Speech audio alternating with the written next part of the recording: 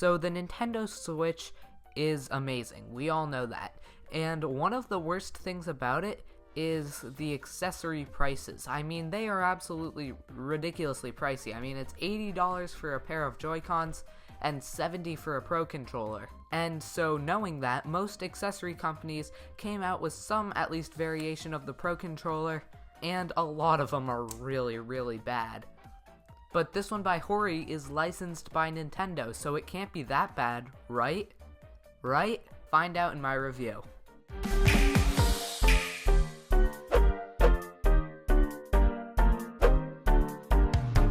Hey guys, it's Thomas from the Switch Shop, and this is my review of the Hori gamepad for the Nintendo Switch. So quickly, I'm just going to run over the features of this controller.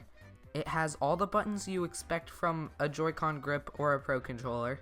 It has slightly bigger buttons than the Pro Controller and Joy-Con grip.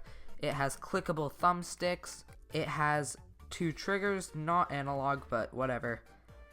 2 bumpers. All the buttons feel okay. They don't feel as nice as the official Nintendo controllers, but it's not like a game breaker. However, what could be a deal breaker for some of you is the D-pad. I mean, look at this. It doesn't look that bad, but yeah, it's literally just 4 buttons with this little piece of plastic on top.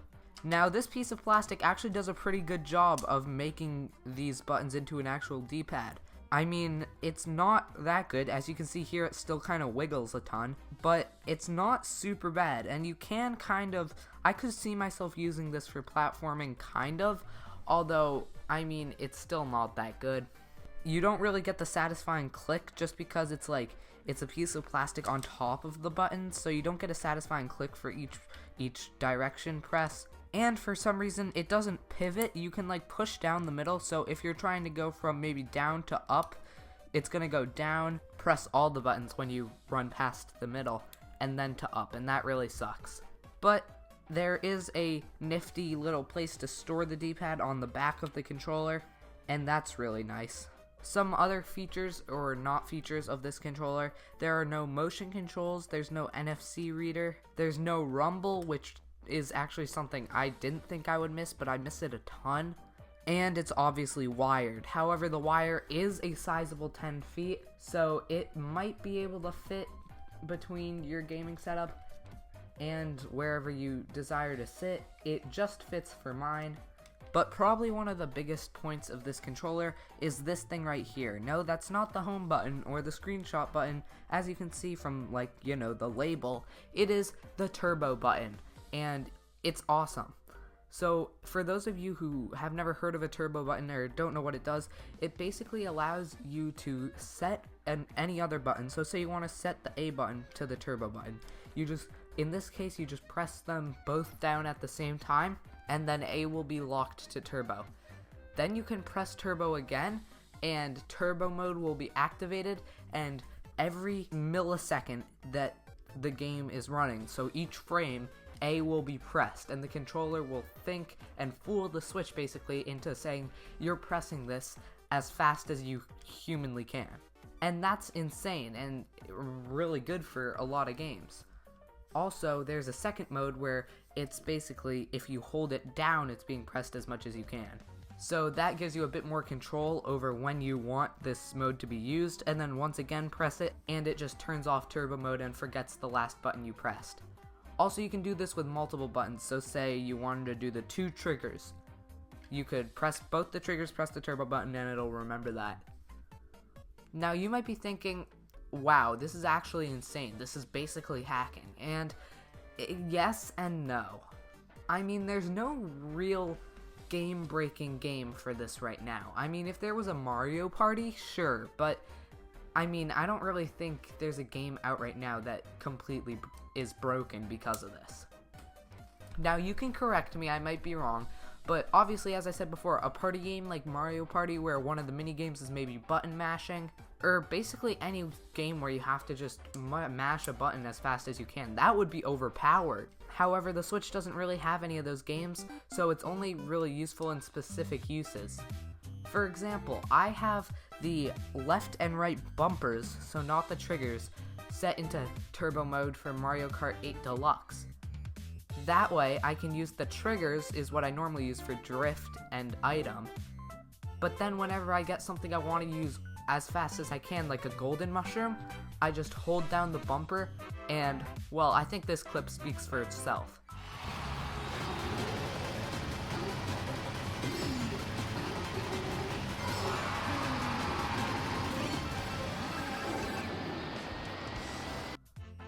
Yeah, it's like insanely fast.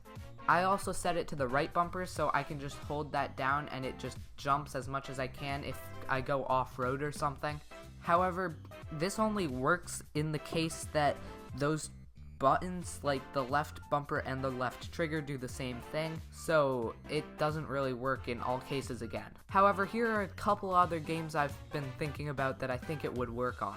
In ARMS, the A and B button do the same as the left and right trigger. They both throw punches, B being your left punch, which is also the left trigger, A being your right punch along with the right trigger. So if you typically use the triggers like me, you can use A and B in turbo, and then when you activate the special crazy power gauge mode, you can just hold those down and your character goes ape.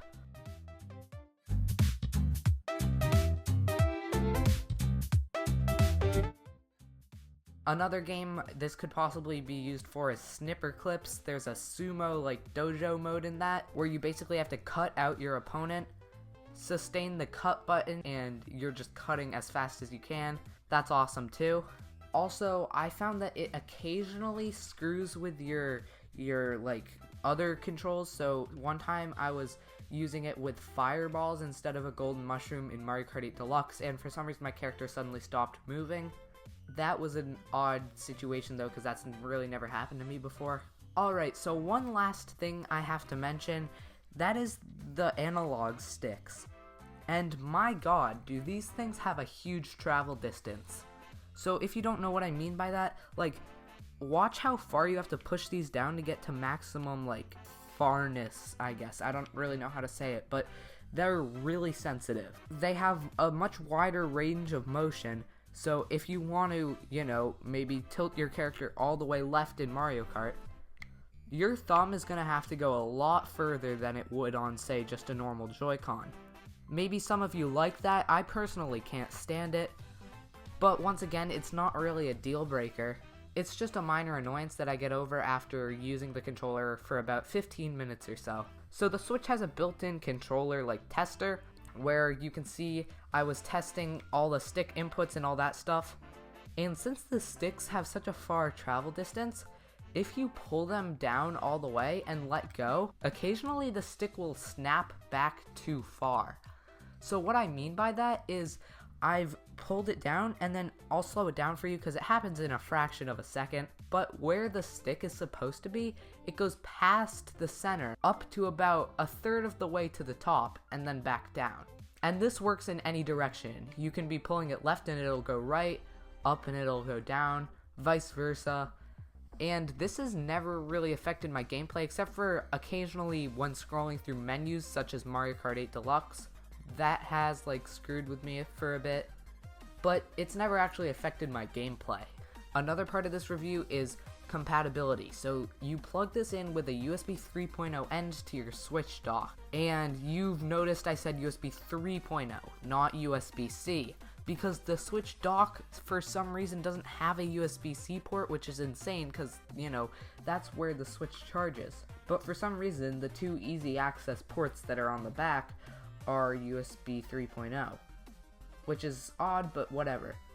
So you plug it in with a USB 3.0 and it works perfectly fine. As I said before though, it is 10 feet, so, you know, probably measure how far away you sit from your Switch before buying this. However, as I said, USB 3.0 not C, so you cannot use this unfortunately in handheld mode, unless you're like me and you have an expensive adapter. So, as you can see, this is the Apple one I got when I got my MacBook, and this thing sucks. Like, let me just tell you, you have to prop up your Switch to even use this, or you can just lie it down, but who does that? And that's just an overall a terrible solution. However, you also can't charge your Switch while using that. I have this second thing, I don't even know what to call it. It says J5 Create, but that's not very specific at all. I'll try and put up a picture of where I got it on the screen right now, but I just got it in store at a Staples. It was like $8.99. It honestly does everything that the Apple adapter does, but better. And I know this isn't a review of an adapter, it's a review of a controller, so I'm just going to go through this really quick. But basically, it has a USB, I'm not sure if that's 3.0, 2.0, 1.0, but it's a USB port. And then obviously it has a USB 3 pass-through, which means you can charge your Switch while playing with the Horipad controller, and that's pretty cool. However, once again, you're going to have to like lie down your Switch or somehow like hold it while holding your controller. I don't think that's a viable solution for anyone. So yeah, so here's my final verdict. This controller I got for $25. I think it's the MSRP is $30, but I got it for $25 at Target and they weren't even having a sale. That's just how it was being sold. I think this is a good solution for anyone on a budget who wants to play maybe something like Mario Kart that doesn't require motion controls. Or I know most games don't require motion controls, but honestly I like motion controls for Splatoon 2, so I would not use this for that. But I don't like motion controls for Mario Kart, so this will probably be my go-to controller for that. Obviously, it does not come close to a Pro Controller replacement, and I don't even have a Pro Controller, but from my limited time of playing it just around and about, the Pro Controller is far superior. However, this is less than half the price of that. So if you're on a budget like I am, and don't want to get a Pro Controller, but want like a normal controller feel, I definitely think this is worth a pickup. But just keep in mind the restraints such as rumble, motion controls, obviously the wire is a huge one, lack of a true D-pad, but then again it makes up for that in my opinion with its cheap price and the turbo button. So I would definitely give this a buy.